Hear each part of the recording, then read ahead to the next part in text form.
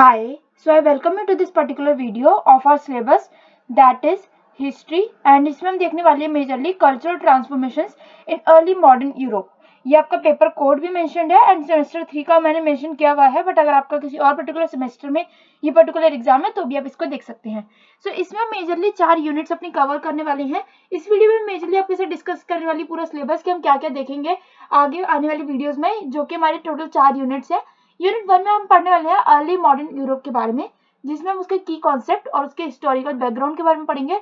इसमें हम पूरा उसका इंट्रोडक्शन देखेंगे, अर्ली मॉडर्न यूरोप का मीनिंग देखेंगे, कुछ मेन कैरेक्टरिस्टिक्स देखने वाले हैं अर्ली मॉडर्न यूरोप की, कल्चरल चेंज के बारे में देखेंगे, उसके बाद इवेल्यूशन देखेंगे of cultural change in early modern Europe and then हम कर देंगे इस पर्टिकुलर यूनिट को कंक्लूड।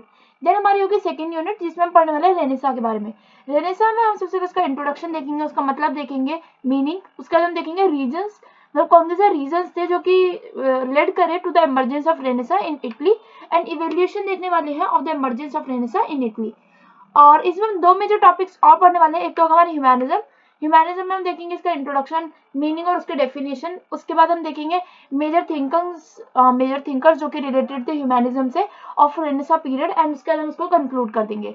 एंड उसी में हमारे यूनिट 2 में एक और टॉपिक भी है दैट इज रेनेसा का ही इन अदर यूरोपियन कंट्रीज, कि जैसे इटली में तो ये आया तो हम इटली के बाहर वाले अदर कंट्रीज के बारे में भी पढ़ने वाले हैं इसमें, like the Renaissance in Europe, Renaissance in European countries other than Italy, and इसका डिफरेंस देखने वाले इटालियन सिटीज पे और अदर यूरोपियन कंट्रीज में।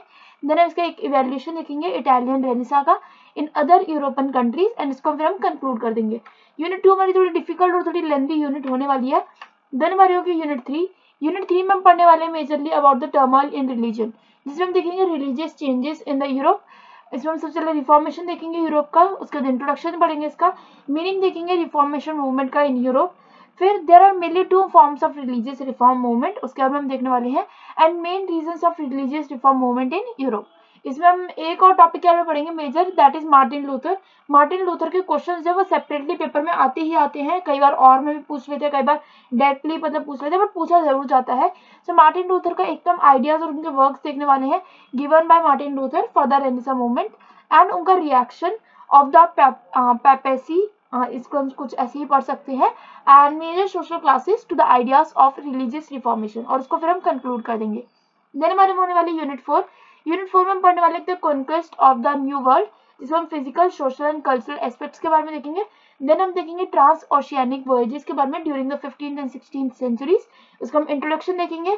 फैक्टर्स देखने वाले हैं जो कि लाइक फैक्टर्स या फिर रीजंस या ऑब्जेक्शंस जो कि रिस्पॉन्सिबल होने वाले हैं फॉर द ओवरसीज जर्नीज, इसका हम इम्पैक्ट देखेंगे of overseas voyages on social, cultural and intellectual life in Europe and then हम इस टॉपिक को भी कंक्लूड कर देंगे।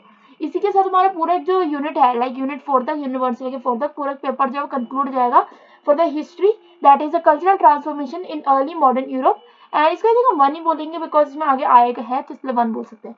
सो with this we are video ending this video here only.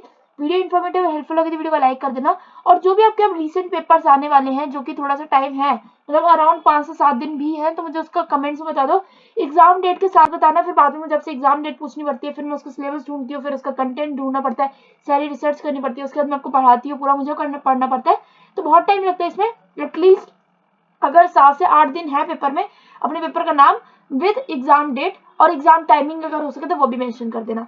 With this I am ending this video here only. Also अगर आप 2 साल बाद 3 साल बाद भी वीडियो को देख रहे हो तब भी आप कमेंट्स में बता सकते हो जो भी आपका रिसेंट पेपर हो। Thanks for watching, bye bye.